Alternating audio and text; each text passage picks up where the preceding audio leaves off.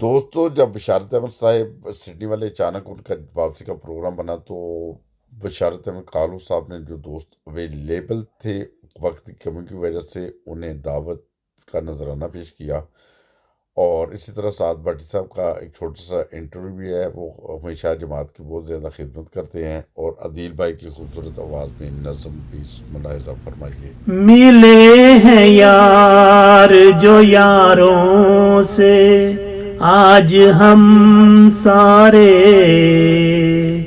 سجی ہے بزم ہنسی آئے محترم سارے،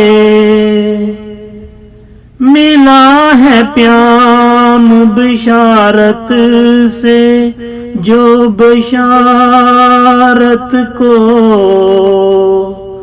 تو یار ساتھ چلے آئے ہم قدم سارے۔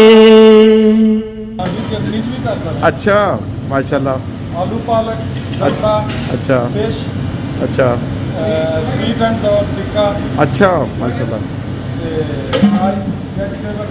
اچھا ماشاء اللہ۔ اے بٹ صاحب ماشاء اللہ بہت پیارے انسان نے، بڑے لانگ ٹائم تے بھی خدمت کر رہے ہیں، اور دوسرے دوست انہوں پتہ ہے وہ تقریباً 25 سال تو میرے وہ بھی ڈیوٹی کر رہے ہیں۔ تو بہتر تو این جی لنگر چلتا رہتا ہے سر، ڈیلی چلتا ہے، دسترخوان لگے رہتے ہیں حضرت اختر مسیم احسان دے، بہت بزی چل رہے اس ٹائم۔ تو اللہ تعالیٰ انہوں صحت دے، تندرستی دے، لمبی زندگی دے۔ یہ سارے دوست خدمت کرتے ہیں، سارے دوست